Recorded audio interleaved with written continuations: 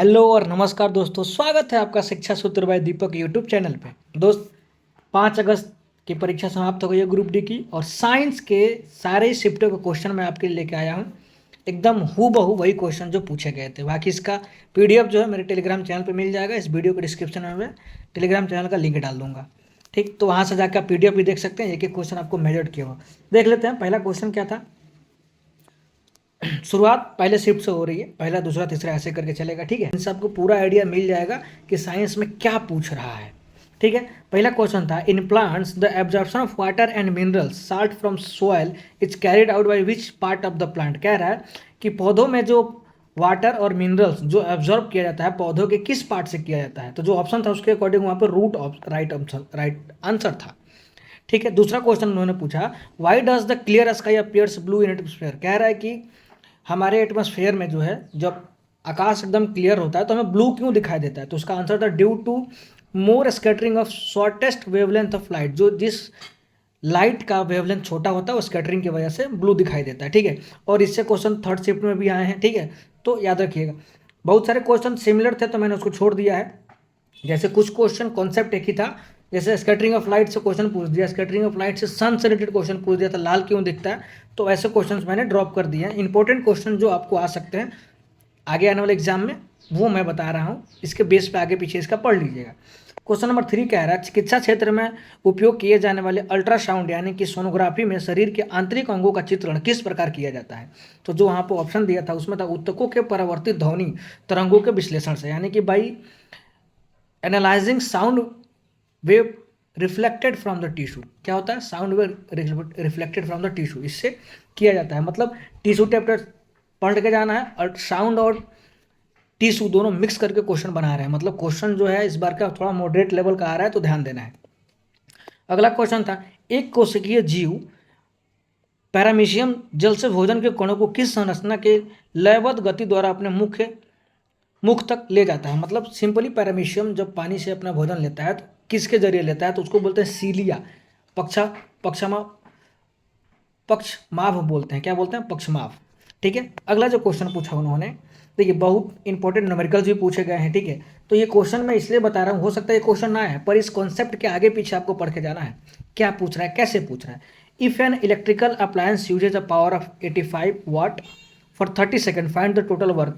Total work निकालना है, मतलब वर्क डन निकालना है। पावर कितना, 85 वाट का है, टाइम कितना लगा इतना, पी का क्या होता है फॉर्मूला, पावर इसका तो डब्ल्यू अपन टाइम होता है। तो वर्क निकालना है, पी इंटू टी हो जाएगा, 85 इंटू 30 मतलब 2550 joule is the right answer. ठीक है, तो फार्मूले भी पूछ रहे हैं, पावर से पूछ रहे हैं, वर्क एनर्जी पावर से पूछ रहे हैं न्यूमेरिकल, और लेंस फार्मूला से भी पूछ रहे हैं। देखिए यहाँ पे पूछ दिया क्वेश्चन नंबर 6 कह रहा है, यदि 20 सेंटीमीटर फोकस वाले एक उत्तल दर्पण के सामने एक वस्तु को 40 सेंटीमीटर की दूरी पर रखा जाता है तो प्रतिबिंब कैसा होगा। सबसे पहले ये जो दिया है उसको हम न्यूमेरिकल में 1/f = 1/v + 1/u पुट करेंगे तो इसका जो निकल के आएगा अपना आंसर वो -40 के आसपास आएगा, -40 के आसपास आ रहा है समथिंग। पर ऑप्शन में जो दिया था ऑप्शन के अकॉर्डिंग सही आंसर क्या था, आभासी, सीधा और छोटा। न्यूमेरिकल सॉल्व करने के बाद आपको ये टिक लगाना था कि आभासी, सीधा और छोटा। जो आपकी एक्चुअल आंसर आता है उसमें जो प्लस माइनस होता है, सॉरी जो आएगा आपका इमेज का डिस्टेंस आएगा 13.33 सेंटीमीटर आएगा, बाय माई मिस्टेक।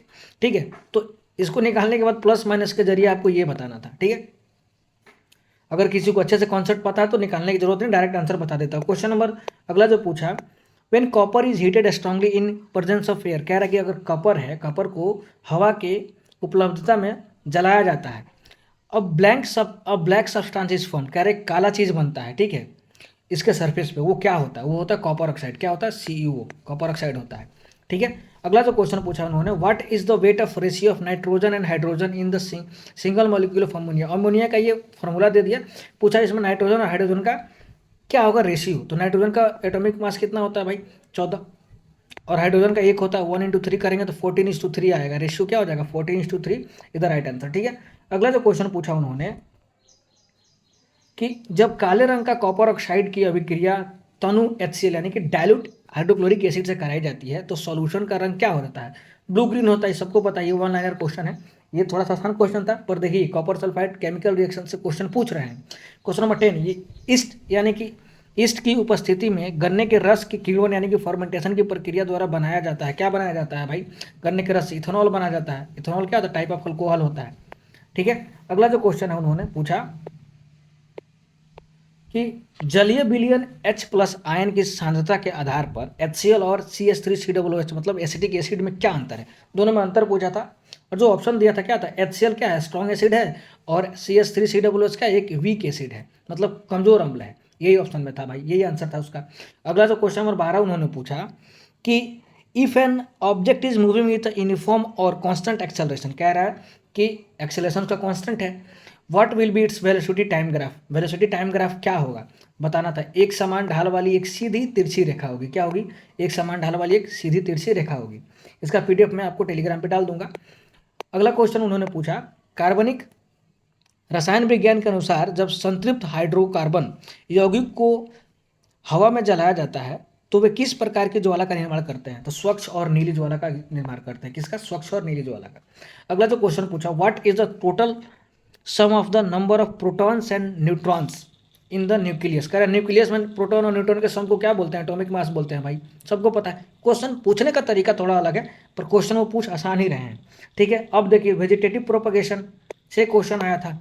ठीक है, उसमें ट्रू फॉल्स करके दिया था, 4 ऑप्शन से बताना था कौन सा ट्रू है कौन सा फॉल्स है। तो वेजिटेटिव प्रोपगेशन से रिलेटेड 4-5 और चीज़ें हैं, उसको पढ़ लीजिएगा, जिसको कायिक संवर्धन कहता है। क्वेश्चन नंबर 16 कह रहा है a footballer kicks a football and goalkeeper catches the ball regarding work and force, बताना था कि क्या होगा। 4 ऑप्शन दिए थे, वही बताना था कि क्या होगा। फुटबॉलर किक मारेगा, गोलकीपर कैच पकड़ेगा, इसमें क्या हो रहा है? तो सबसे पहले W equals to force into displacement. ठीक है, इसमें हो क्या रहा है कि जिस दिशा में फुटबॉलर मार रहा है और जो फुटबॉल गोलकीपर पकड़ रहा है, दोनों ही चीज़ें एक ही दिशा में हो रही है। The force applied by the player and the displacement of ball is in the same direction. यही ऑप्शन में था और यही राइट आंसर था। ठीक है, क्वेश्चन यही पूछा गया, आसान पूछा जा रहा है। साइंस का क्वेश्चन थोड़ा सा मॉडरेट है समझने वालों के लिए, जो सही से पढ़ के गए हैं उनका हो जाएगा। हमारी 1000 क्वेश्चन वाली जो थ्रीज थी, अगर उनको ढंग से कोई कर रहा है तो आराम से कर ले जाएगा भाई। ठीक है, तो अगला क्वेश्चन मानव शरीर में तंत्रिका कोशिकाओं के माध्यम से संचारित होने वाला विद्युत रासायनिक संदेशों को क्या कहा जाता है? देखो, जो संचारित होते हैं ना कोशिकाओं के माध्यम से संचारित होने वाले विद्युत रासायनिक संदेशों को क्या कहा जाता है? तो उसको नर्व इम्पल्स बोला जाता है या फिर एक्शन पोटेंशियल बोलते हैं। अगला जो क्वेश्चन है सबसे ज़्यादा CFC का उत्सर्जन किससे होता है? CFC मतलब क्लोरोफ्लोरोकार्बन, किससे? तो रेफ्रिजरेटर और AC से होता है। ठीक है, क्वेश्चन बहुत अच्छे पूछ रहे हैं भाई। अगला question when an object is placed at infinity in front of convex lens, अगर कोई भी चीज़ इन्फिनिटी पर रखी हुई है भाई, उसका इमेज जो है ना कहाँ बनता है? वो बनता है फोकस पे। किस पे? फोकस पे बनता है। ठीक है, अगला जो क्वेश्चन पूछा उन्होंने सनराइज और सनसेट से कि सूर्य का कलर लाल क्यों होता है? बस देखो ये क्वेश्चन बोला ना, मैंने पूछ दिया था। Scattering of light by atmosphere, यहाँ ऑप्शन देखो अलग दे दिया था, वहाँ पर कुछ और था। अगला क्वेश्चन क्या है 21